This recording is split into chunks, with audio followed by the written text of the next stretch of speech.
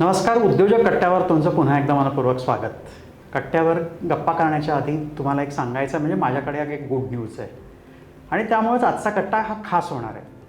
ही good news आहे. दे आसरा फाउंडेशनचं नाव तर तुम्ही कायम उद्योजक कट्ट्यावर ऐकता. दे आसरा फाउंडेशनसोबत आत्तापर्यंत 3 लाख लोक जोडले गेले. 3 लाख हा खूप मोठा टप्पा आहे. याच्यातले खूप मोठे उद्योजकच आहेत. त्यामुळं आजचा हा कट्टा खास आहे आणि त्यावर बोलण्यासाठी हा सगळा प्रवास जाणून घेण्यासाठी आपल्यासोबत आहेत दे आसरा फाउंडेशनच्या CEO प्रज्ञा गोडबोले. प्रज्ञा, तुमचं कट्ट्यावर स्वागत. थँक्यू.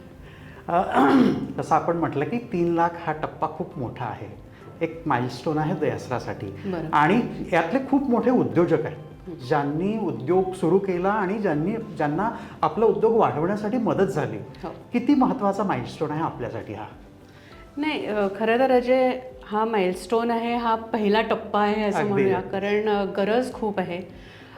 छोटे उद्योजक आपण जर का बघितले आपल्या पूर्ण कंट्रीमध्ये तर 90% जास्ती जे उद्योजक आहेत हे छोटेच उद्योजक आहेत. म्हणजे अगदी स्मॉल लोकल बिझनेस आपण जे म्हणतो, ब्युटी पार्लर किंवा टिफिन सर्व्हिसेस किंवा आपण बेसिकली पुण्यासारख्या शहरातनं चालत जाताना रस्त्यावरनं जे आजूबाजूला आपल्याला दिसतात बिझनेस, ते छोटे उद्योजक म्हणतात. आणि तुम्ही बघितलंच असेल त्याच्यात 5पेक्षा कमीच लोक काम करत असतात आणि ते वर्षोनवर्ष असंच राहतं, राईट. आणि आपण जर का बघितलं तर MSME जे आपण म्हणतो त्याच्यात 6 ते 7 कोटी MSMEs आहेत.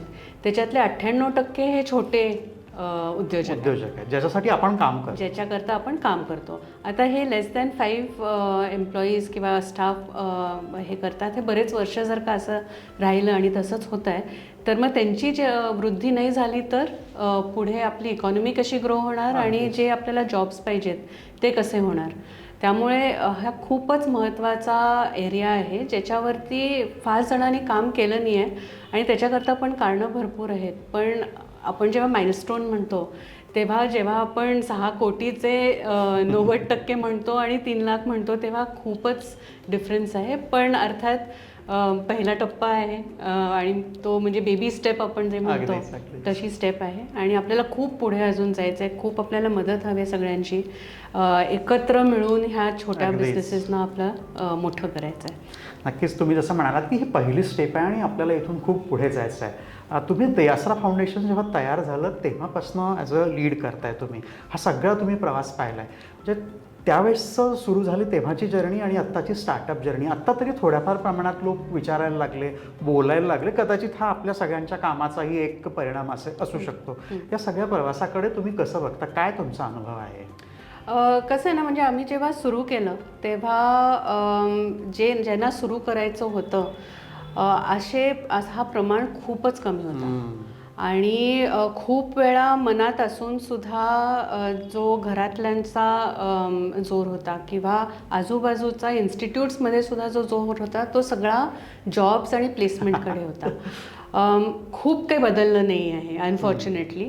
पण ज्यांना आता करायचं आहे त्यांच्याकरता सपोर्ट आहे, सिस्टम आहे हे माहिती असणं सुद्धा मोठं झालं आहे. त्यामुळे ज्यांना करायचं आहे ते अजून एक टप्पा पुढे जाऊ शकत आहेत. अगदीच विचार केला आणि तो तिथेच बंद झाला असं न होता पुढे जाऊन थोडं एक्सप्लोअर करू शकत आहेत, त्याच्याबद्दलचं ट्रेनिंग घेऊ शकत आहेत, जरा एक्सपोज होऊ शकत आहेत की नक्की व्यवसाय करायचं म्हणजे काय.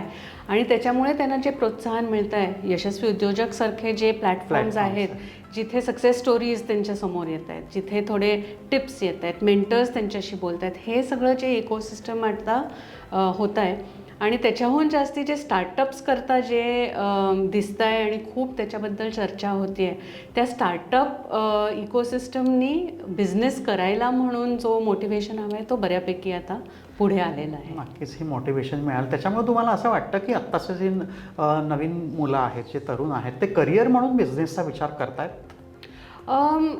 बऱ्यापैकी करतायत किंवा म्हणजे त्यांना करायचं आहे म्हणून न करता ॲक्च्युली प्रॉब्लेम काय आहे की जॉब्स नाही आहेत, राईट. आणि जे आपले एज्युकेटेड यूथ आहेत ते स्टॅटिस्टिक्सनी ऑलरेडी दाखवलेलं आहे की 70% मुलांना आज एज्युकेटेड यूथना नोकऱ्या नाही आहेत. त्यामुळे मोर दॅन मला व्यवसाय करायचा आहे म्हणून मी व्यवसाय करीन, इट इज मोर की मला काहीतरी सोर्स ऑफ इन्कम लागणार आहे तर मी व्यवसायाकडे बघू शकतो का, बघू शकते का, आणि त्याच्यातनं मला मीन्स ऑफ लाईव्हलीहूड मिळू शकताय का, ह्या विचाराने तिकडे थोडासा कल व्हायला लागतो. आणि तो झाल्यानंतर मग पुढचे जे स्टेप्स आहेत की ओके आता मी विचार तरी करते, तर मग आता आयडिया कशी जनरेट करू, मग त्याचं पुढे कसं करू, हा जो सपोर्ट आहे हा त्यावेळेला जर का मिळाला तर मग बरंच पुढे जाऊ शकतात. वाईल आय से दॅट, मला वाटतं की मी म्हटल्यासारखं बाजूची इकोसिस्टम आता स्टार्टअप इकोसिस्टम आणि सपोर्ट असल्यामुळे नाही असं नाही, मुलं आता विचार करत आहेत. इनफॅक्ट मी पाहिलं की आता आपला जो इन्स्पायर प्रोग्राम आहे तो आपण जेव्हा कॉलेजेसमध्ये जातो आणि यूथशी बोलतो तेव्हा असं दिसतं की एज्युकेशनच्या बरोबर त्यांचं जे काय शिकत आहेत त्याच्या बरोबरीने मुलं छोटं काही ना काहीतरी व्यवसाय करत आहेत.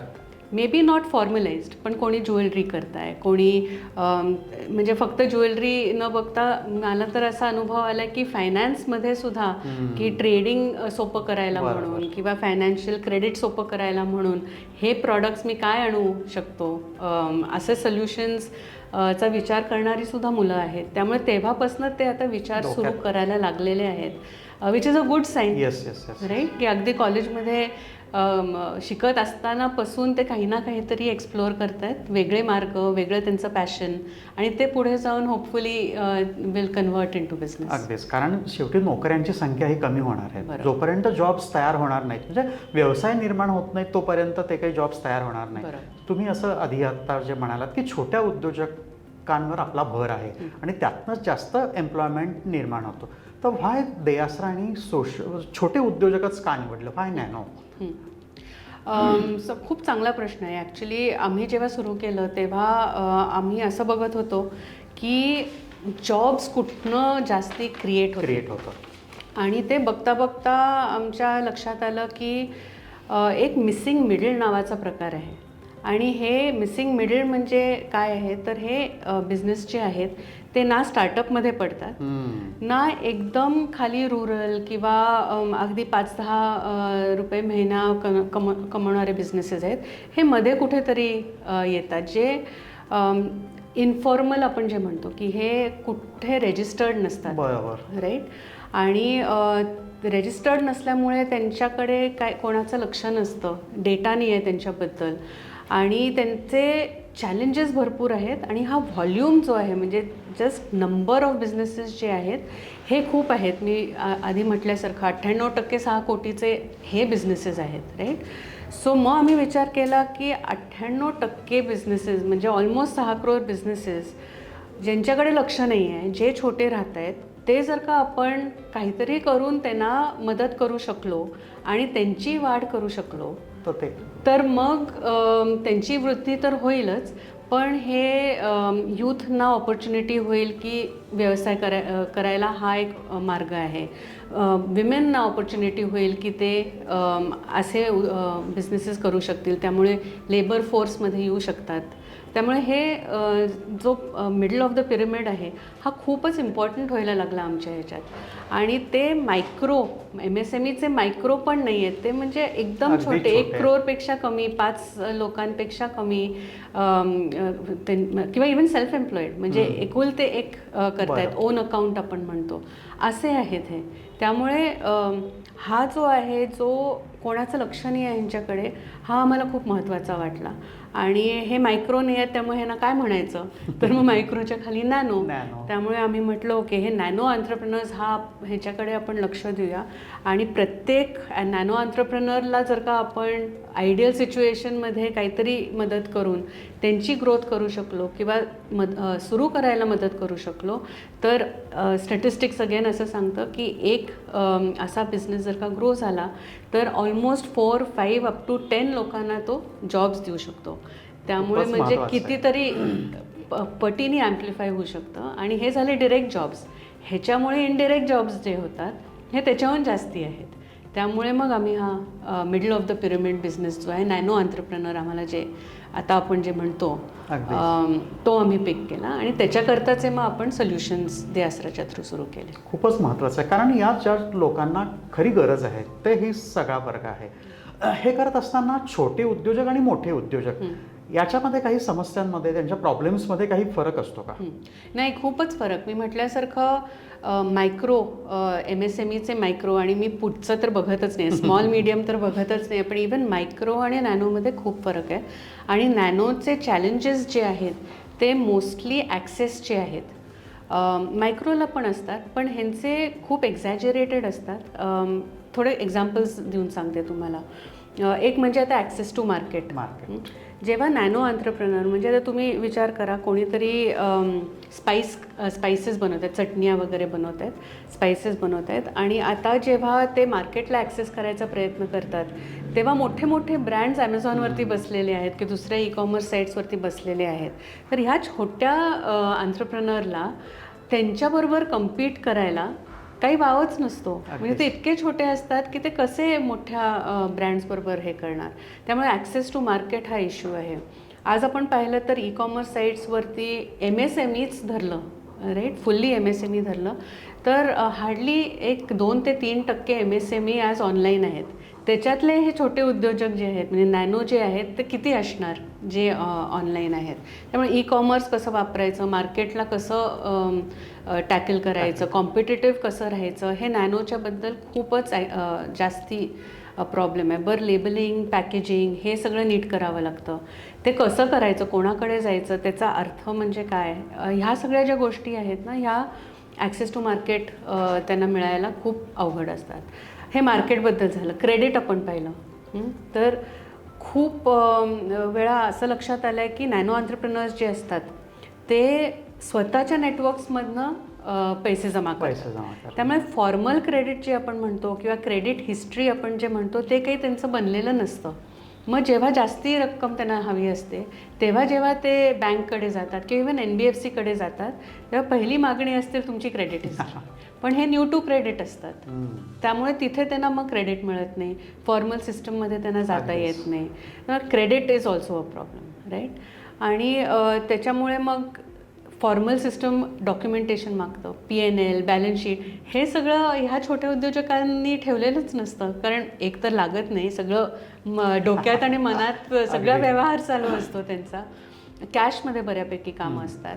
त्यामुळे हे जेव्हा हे डॉक्युमेंटेशन मागितलं जातं किंवा कोलॅटरल, गॅरेंटॉर, हे जे मोठे मोठे शब्द वापरले जातात हे ह्यांच्याकरता खूप भयानक असतात. त्यामुळे फॉर्मल क्रेडिट त्यांना मिळत नाही. मग खूप मोठ्या दराने त्यांना क्रेडिट घ्यावं लागतं, मग ते डेट ट्रॅप होतो, ट्रॅपमध्ये. So access to credit is a problem. बरं, हे फॉर्मल नसतात, मी म्हटल्यासारखे बऱ्यापैकी इन्फॉर्मल असतात. मायक्रो नाही म्हटलं तरी GSTमध्ये असतात, जरा मोठे असतात, त्यामुळे ते GST फ्रेमवर्कमध्ये जातात. त्यांच्याकडे ते इनकॉर्पोरेट झालेले असतात, प्रायव्हेट लिमिटेड किंवा असे कुठेतरी इनकॉर्पोरेशन असतं. पण हे सगळे अनइनकॉर्पोरेटेड असतात. त्यामुळे फॉर्मलायझेशन नसल्यामुळे परत गव्हर्नमेंटचे स्कीम, सबसिडीज हे काहीच लागू होत नाही, काही फायदा होत नाही. बरं, त्यांच्याकरता स्पेसिफिक स्कीम्स बनवायला डेटाच नाही आहे त्यांच्याबद्दल इन्फॉर्मल असल्यामुळे. मग कशाच्या जोरावरती सरकार तरी बनवू शकतं पॉलिसी, आणि सगळ्याच बाजूंनी अडकलेलेच असतात. डिजिटल, आता खूप आपल्याकडे डिजिटल पब्लिक इन्फ्रास्ट्रक्चरचं चाललं आहे, ONDC, अकाउंट ॲग्रिगेटर, हे सगळी नावं तर ऐकू येतात. पण त्याच्याकरता जो डिजिटल लिटरसी पाहिजे की कसं वापरायचं, ब्रॉडबँड आहे पण इंटरनेट कसं वापरायचं हे सुद्धा माहिती नसतं लोकांना, राईट. त्यामुळे ONDC पर्यंत पोचायची जी झेप आहे ती सुद्धा खूप अवघड आहे. सो डिजिटल वापरायला तर हवं, पण ते कसं वापरायचं, काय आहे हे काही माहीत नसतं. सो असे सगळे चॅलेंजेस जे आहेत ना, हे नॅनोचे खूप वेगळे आहेत MSMEपेक्षा, आणि त्याच्यातल्या मायक्रोपेक्षा सुद्धा हे खूपच जास्ती आहेत. म्हणजे तसे व्हॉइसलेस आहेत. अगदीच. आणि त्यालाच देअसरा आता प्रयत्न करते की काहीतरी त्याचं कुठेतरी त्याची दखल घेतली पाहिजे. आणि त्याचाच एक भाग म्हणजे देअसराच्या पुढाकाराने गोखले इन्स्टिट्यूटमध्ये सुरू झालेलं सीड सेंटर. प्रज्ञांची दुसरी ओळख आहे सीड सेंटरच्या, पण प्रज्ञा डायरेक्टर आहेत आणि आता गेली काही वर्ष त्या उत्तम पद्धतीने सीड काम करतं. तर त्या सेंटरबद्दल पण सांगितलं पाहिजे, म्हणजे पॉलिसी आणि याच्यासाठी त्यांची दखल घेतली जावी, याच्यासाठी खूप महत्त्वाचं काम सीड करते देश पातळीवर. बरं. त्या सेंटरबद्दल पण तुम्ही थोडं सांगा. अगदी. सो सीड हे जे आहे ते centre for excellence in entrepreneurship and economic development असं सीड आहे. त्याच्या खाली अजून एक सब सेंटर आहे जे आहे Deasra centre of excellence in nano entrepreneurship. So तुम्ही बघितलं की नावांवरनंच कळून येतं आहे की एंटरप्रेन्योरशिप आणि नॅनो एंटरप्रेन्योरशिप ह्यांना लागणारे जे सोल्युशन्स आहेत मॅक्रो लेवलवरती, हे सोल्युशन्स रिसर्च करणं आणि हे जे सजेशन्स पॉलिसी मेकर्सना देणं, हे काम आपण ह्या 2 सेंटर्समधनं करतो. आता मॅक्रो लेवल जेव्हा मी म्हणते म्हणजे काय, सो देआसराचं आत्तापर्यंतचं काम डायरेक्टली बेनिफिशरीजना काही ना काहीतरी सोल्युशन डायरेक्ट देणं आपल्या टीममधनं, हे काम आपण देआसराच्या थ्रू करतो. विच जे मायक्रो इंटरव्हेन्शन्स आपण म्हणतो. मॅक्रो लेवल म्हणजे एक चेंज केला की तो वाईड स्प्रेड मॅक्रो लेवलवरती तो चेंज होतो. आणि तो मॅक्रो म्हणजे कुठे कुठे असू शकतं, तर पॉलिसी लेवलवरती किंवा काही एक मॉडेल जे एनेबलरना आपण देऊ शकतो असं, पण मोस्टली पॉलिसी लेवलला. कारण एक पॉलिसी किंवा स्कीम इंट्रोड्यूस केली की ती पूर्णपणे सगळ्यांनाच लागू होते आणि सगळ्यांना त्याचा फायदा घेता येतो. सो कुठल्या पॉलिसीज, कुठल्या स्कीम्स करायला पाहिजेत, nano entrepreneurs, unorganised enterprises, informal sector enterprises, ह्याच्याकरता हा सगळा अभ्यास आपण सीड आणि देआसरा सेंटरमधनं करतो आणि गेले 2 वर्ष आता आपण हा करत आलो आहे. त्यामुळे त्याच्यातनं बरेच आपल्याला इन्साईट्स पण मिळालेत.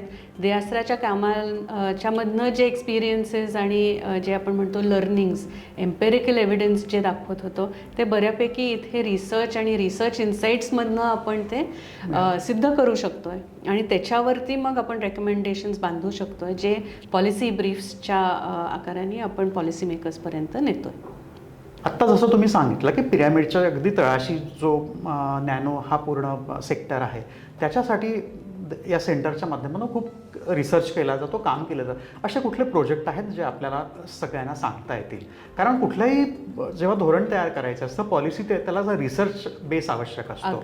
अगदी नाही. सो बरेच प्रोजेक्ट्स चालू आहेत, तर त्याच्यातले मी की सांगते काय आपण करतो आहे. एक तर सीडनी असं ठरवलं आहे आता की सुरुवात करताना आपण नॅनो एंटरप्रेन्योर्स आणि अनऑर्गनाइज्ड एंटरप्राइजेस ह्यांनीच सुरुवात करू, कारण ह्याच्यामागे देआसराचा 10 वर्षाचा आता आपण एक्सपिरियन्स वापरू शकतो.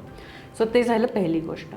आता मी म्हटल्यासारखं नॅनो एंटरप्रेन्योर हा नवीन कॉन्सेप्ट लक्षात आलेला आहे की मायक्रोपेक्षाहून कमी जो एंटरप्राइज आहे त्याचे गरजा आणि त्याच्या चॅलेंजेस खूप वेगळ्या आहेत मायक्रोपेक्षा. त्यामुळे हा नॅनो एंटरप्रेन्योर काय नक्की आहे, ह्याचे कॅरेक्टरिस्टिक्स काय आहेत, ह्याला कसं क्लासिफाय करू शकतो, ह्याचं डेफिनेशन काही वेगळं हवं आहे का, ह्याच्यावरती सध्या संशोधन करतोय आपण. त्याची डेफिनेशन पण अजून झालेली तशी नाहीच आहे. नॅनो एंटरप्रेन्योर अशी नाहीच आहे. MSME जे आहे हे मायक्रो स्मॉल मीडियम एंटरप्राइजेस, हे नॅनो एंटरप्राइज हा नाहीच आहे.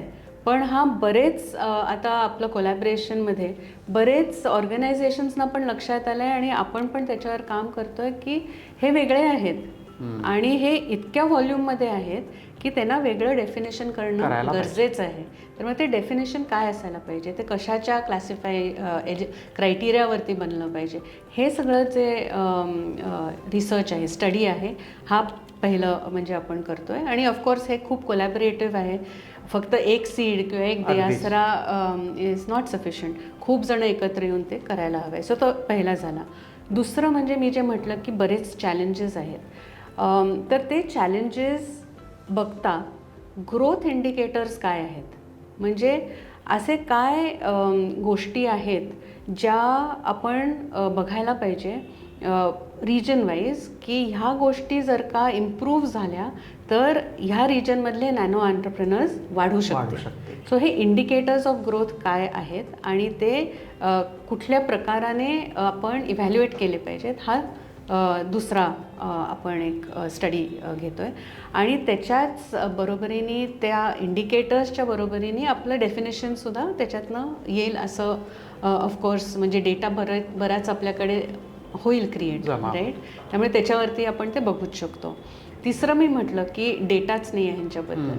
सो तो डेटा कलेक्शन की एवढे सगळे जण आहेत, डेटा नाही आहे, तर हा डेटा आपण पटापट कसा हे करू शकतो, सर्व्हे करून वेगवेगळ्या मार्गाने कसा कलेक्ट करू शकतो आणि त्याच्यातनं आपण नॅनो एंटरप्रेनर्सचे प्रॉब्लेम्स आणि त्यांचं डेफिनेशन आणि त्यांचं क्लासिफिकेशन ह्या डेटाच्या व्हाया कसं करू खूप शकतो. मोठं काम आहे. सो हे डेटा मॅनेजमेंट किंवा डेटा कलेक्शनचं काम हे तिसरं झालं. आणि मग जे छोटे छोटे विषय आहेत जे आपण आधी बोललो की ॲक्सेस टू मार्केट का मिळत नाही आहे, ई कॉमर्सवरती हे जाऊ शकत नाही आहेत, त्यांना जायला काय पाहिजे. GST हा खूप मोठा टॉपिक आहे की हे इतके छोटे आहेत की हे GST फ्रेमवर्कच्या बाहेर आहेत. पण जेव्हा ते ई कॉमर्सला जायचा प्रयत्न करतात किंवा मोठ्या एका बिझनेसबरोबर कनेक्ट व्हायचा प्रयत्न करतात तेव्हा त्यांना GST लागू होतं. मग त्या GST फ्रेमवर्कमध्ये त्यांचं खूप त्यांना फायलिंग्स करावे लागतात आणि ते काही कळत नाही, खूप कन्फ्युजिंग फ्रेमवर्क वाटतं. त्यामुळे ते कसं सिम्प्लिफाय होऊ शकतं. GST करता आता आपण लवकरच एक राऊंड टेबल डिस्कशन पण घेणार आहोत की ह्यांच्याकरता आपण GST फ्रेमवर्क जे आहे हे सिम्प्लिफाय करून त्यांना GSTमध्ये कसं इन्क्लूड करू शकतो without GST becoming a burden on them. त्यामुळे हा एक मोठा हे चाललं आहे. सेक्टोरल स्टडीज पण चालले आहेत. आम्ही आत्ताच कोकणात जे फळं होतात, आपल्याला आंबा माहिती आहे बरोबर, पण आपल्याला जॅकफ्रूट माहीत नाही, फणस माहीत नाही आहे किंवा वेगवेगळे अजून तिथे जे काजू आहे, काजू तर आहे पण काजू पण माहिती आहे कारण ते GIच्या खाली येतं, राईट. सो काही काही फ्रूट्स माहिती आहेत पण त्याच्या व्यतिरिक्त इतके फ्रूट्स आहेत पण ते वापरलेच जात नाही. तर ते काय बरोबर ते का नाही बाहेर येतं. कोकम आहे, खूप पोटेन्शियल आहे, म्हणजे खूप पोटेन्शियल आहे. तर तो एक सेक्टर जो आहे ट्रॉपिकल फ्रूट्सचा, तो काय तिथे चॅलेंजेस आहेत त्या नॅनो एंटरप्रेनर्सना आणि ते कसे आपण त्यांना कसं मदत करू शकतो. किंवा आपले कोल्हापुरी चप्पल जे बनवतात ते जे चर्मकार आहेत ते डाईंग आर्ट झालं आहे पण कोल्हापुरी चप्पलला इतका बाहेर स्कोप आहे तर तिथे काय चॅलेंजेस आहे असा पण आपण एक अभ्यास करतोय. सो असे सेक्टोरल स्टडीज वेगवेगळ्या दिशेने बघून विमेन ओरिएंटेड की विमेन एंटरप्रेनर्सना काय इश्यूज आहेत आणि ते सॉल्व्ह करायला काय पॉलिसी लेवलला चेंजेस होऊ शकतात असे वेगळे आपण स्टडीज पण करतोय. खूपच महत्त्वाचं म्हणजे प्रोजेक्ट्स हे सगळे आहेत आणि याच्या फायंडिंग्सला खूप नंतर त्याचा फायदा खूप होणार आहे. तुम्ही जसं म्हणालात की हे आपलं एकट्याचं काम नाही किंवा एका सेंटरचं काम नाही, तर देयासरांनी याच्यासाठी देशभर एक खूप नेटवर्क तयार केलं आहे. आपल्या पार्टनरशिप आपण ज्याला म्हणतो त्याच्याबद्दल थोडं तुम्ही सांगितलं तर सगळ्यांना. शुअर. सो आता मला वाटतं जे आपल्याकडे मोर दॅन 100-120 वगैरे पार्टनर्स आहेत देशभर पूर्ण हे सगळे मंडळी पसरलेली आहेत. अगदी. आणि पार्टनर्स म्हणजे कोण मी थोडंसं एक्सप्लेन करते. एक तर ऑफकोर्स लाईक माइंडेड ऑर्गनायझेशन्स ज्यांना हे कळतं आहे की हा जो गट आहे त्याच्यावरती काम केलं पाहिजे, ते आज काम करत आहेत. सो त्यांच्याबरोबर आपण पार्टनर केलं आहे की नॉलेज बेस आपण बनवून ठेवलं आहे, रिसोर्सेस बनवून ठेवलं आहे. आता त्यांना जर का तो वापरायचा असेल तर त्यांना आपण इक्विप करतो की कसं ते वापरू शकतात. म्हणजे ते त्यांच्या कम्युनिटीजमध्ये आपलं कंटेंट म्हणा, नॉलेज म्हणा, रिसोर्सेस, सर्व्हिसेस, सपोर्ट जे काही त्यांना लागत असेल त्यांच्या बेनिफिशरीजना ते घेऊ शकतात. सो एक झालं लाईक माइंडेड. दुसरं झालं की मार्केट. सो डिमांड क्रिएशन जो आपण म्हणतो, म्हणजे आता बरेच कॉर्पोरेट्स आपल्याबरोबर आता पार्टनर्ड आहेत जे आपल्याला स्पेस देतात त्यांच्या ऑफिसमध्ये की तुम्ही आठवड्यातनं एकदा तुमच्या बिझनेसेसना इथे येऊन ते डिस्प्ले करू शकतात, त्यांचे प्रॉडक्ट सेल करू शकतात. आमच्या एम्प्लॉईज खूपच सर्वात जास्ती फायदा खरं तर आज आपल्या कॉर्पोरेट लिंकेजेसमधनं येतो आहे आपल्या बिझनेसेसना. सो असे जे मार्केट डिमांड चॅनल्स आहेत, आपले एक्सपोर्ट, बल्क बाईंग हे वेगळे आहेत, एक्झिबिशन्स. सो हे सगळे जे मार्केट डिमांड चॅनल्स आहेत, ई कॉमर्सचे प्लेयर्स हे सगळे आपल्याबरोबर आज आहेत. सो ते मार्केट डिमांड क्रिएट करतात, राईट. मग त्याच्यानंतर बँक्स आणि फायनान्शियल इन्स्टिट्यूट्स हे अजून एक पार्टनरची कॅटेगरी झाली आणि तिथे आपल्याला त्यांची मदत अशी लागते की आपले जे उद्योजक आहेत त्यांना ऑफकोर्स लोन्स तर द्याच पण अजून त्यांनी प्रिपेअर कसं राहायला पाहिजे, त्यांनी काय करायला पाहिजे फॉर्मल मेकॅनिझम्समधनं लोन्स मिळवायला, ह्याचं पण ते आपल्याबरोबर प्रशिक्षण देतात. त्यामुळे हे सगळे पार्टनर्स आपले जे आहेत हे वेगवेगळ्या चॅलेंजेसना घेऊन आपल्या बरोबरीने ते चॅलेंजेस सॉल्व्ह करायचा प्रयत्न करतात आणि जिथे जिथे ते मदत करू शकत आहेत असे मदतीचे हात पण पुढे करतात. असे खूप सारे कोलॅबरेशन्स आहेत आपले. म्हणजे या माइलस्टोनमध्ये सगळ्या आपल्या पार्टनर्सचा एक खूप मोठा वाटा अगदी. आहे आणि पुढेही आपण जे आता उद्दिष्ट ठेवलेलं आहे त्याच्यात पण सगळी मदत लागणारच आहे. अगदी अगदी. त्याचबरोबरच माझा तुम्हाला शेवटचा प्रश्न आहे की आपण माइलस्टोन आता 3 लाखाचा टप्पा तर आपण गाठलाय हो. आणि तुम्ही जसं म्हणालात की हा छोटा आहे, हा पहिला बेबी स्टेप आहे. हो. आपल्याला खूप मोठी झेप घ्यायची आहे, अगदी. तर ह्या झेप घेण्याच्या दृष्टीने ते असरांनी आता काय विजन ठेवलंय पुढचं? सो थोडंसं मी कसं स्ट्रक्चर आता केलं सांगते आणि पण त्याच्या आधी सांगते की नेक्स्ट माइलस्टोन, आणि परत मी हा माइलस्टोन म्हणते, टार्गेट नाही म्हणा कारण टार्गेट तर 6 करोड आहे, पण नेक्स्ट माइलस्टोन आहे मिशन 1 मिलियन. 10 लाखापर्यंत आपल्याला पोचायचं आहे. 10 लाख बेनिफिशरीजपर्यंत आपण नेक्स्ट माइलस्टोन पोचावं लवकरात लवकर अशी आपली इच्छा आहे. राईट. आणि ते करण्यात तुम्ही म्हटल्यासारखं पार्टनर्सचा खूपच आपल्याला मदत लागणार आहे. मिशन 1 मिलियनमध्ये आपण कसे स्ट्रक्चर झालं मी सांगते. सो आपण त्याला सीड, सॉईल आणि सराउंड असं म्हणतोय. सीड म्हणजे की आंत्रप्रनर माइंडसेट आणि पर्सनल लिडरशिप. म्हणजे जरी तुम्ही आत्ता जॉब घेतलात कुठल्याही युथनी, तरी त्या जॉबमध्ये इंट्राप्रेनरसारखं वागायचं. त्याच्याकरता जे स्किल्स लागतात, इनोव्हेशन, रिस्पॉन्सिबिलिटी, मनी मॅनेजमेंट, सेलिंग, ह्या सगळ्या ज्या स्किल्स लागतात त्या सगळीकडे लागतात, फक्त व्यवसायात लागतात अशा नाहीत. तो त्या स्किल्स सीड करणं आणि मग ज्यांना व्यवसाय करायचा आहे त्यांना बिझनेस स्किल्स शिकवणं. म्हणजे आयडिया कशी जनरेट करायची, प्लॅन कसा बनवायचा, फंड्स कसे रेज करायचे, ह्या सगळ्या ज्या गोष्टी आहेत, ह्याचं जे एक्सपोजर लागतं, ह्याच्या जे स्किल्स लागतात, ह्या परत सीड करायच्या. आणि ह्या सगळ्या ह्याला आपण इन्स्पायर ह्या सीडच्या कॅटेगरीखाली आपण आज राबवतो आहे. आणि ते जास्तीत जास्त कसं ॲक्सेसिबल करायचं, जास्तीत जास्त यूथपर्यंत कसं पोचवायचं, हा आपला पुढचा त्याच्यातला प्रयत्न आहे. मग सॉईल हे एक्झिस्टिंग एंटरप्रेन्योर्स करत आहे की एक्झिस्टिंग जे हे उद्योजक आहेत त्यांना आपण काय काय सपोर्ट करू शकतो ज्याच्यामुळे ते ग्रो होऊ शकतात.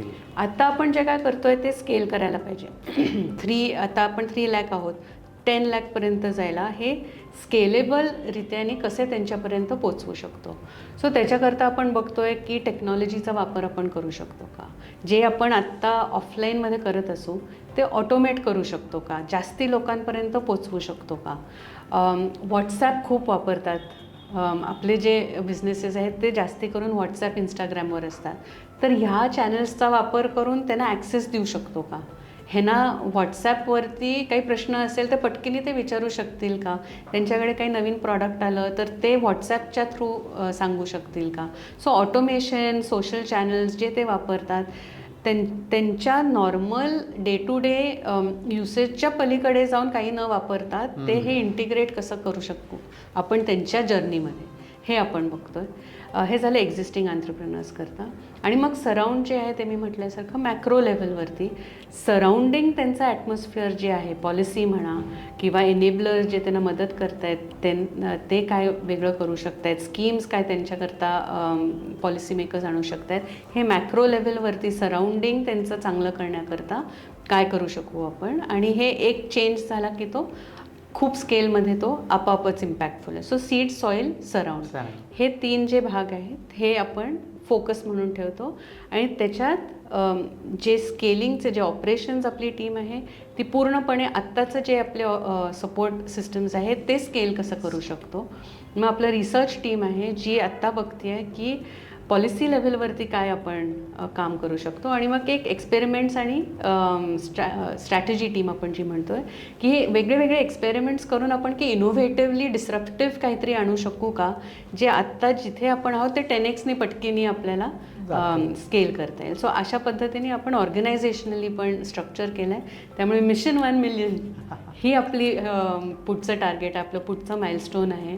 आणि त्याच्याकरता लागणारे जे जे काय आपण करायला लागेल ते आपण करूच. आणि ह्याच्याकरता मात्र आपल्याला सगळ्या इकोसिस्टम पार्टनर्सची आणि पूर्ण इकोसिस्टमची खूप मदत लागणार आहे. अगदीच जसं तुम्ही म्हणालात की सगळ्यांची मदत लागणार आहे. आणि आपण कायम म्हणतो की हे आमचं एकट्याचं काम नाही आहे, हा उत्सव उद्योजकतेचा आहे. आणि या उत्सवात सहभागी होण्याचं निमंत्रण, आमंत्रण हे आम्ही तुम्हा सगळ्यांना देतो. या देयासरासोबत कनेक्ट व्हा आणि आपण जे म्हणतो की नवीन उद्योजक वाढले पाहिजेत, नवीन एम्प्लॉयमेंट जनरेट झाली पाहिजे, या सगळ्यांसोबत या कार्यक्रमात उपक्रमात तुम्हीही सहभागी होऊ शकता. त्याच्यासाठी देआसरा फाउंडेशनच्या सगळ्या सोशल मीडिया चॅनल्सला, यशस्वी उद्योजकच्या सगळ्या सोशल मीडिया चॅनल्सला तुम्ही लाईक करा, सबस्क्राईब करा. त्यातनं तुम्हाला सगळे अपडेट्स पण मिळतील आणि तुम्हीही या सगळ्या आमच्या प्रवासात एक सहप्रवासी म्हणून तुम्ही नक्कीच सहभागी होऊ शकता. धन्यवाद. थँक्यू.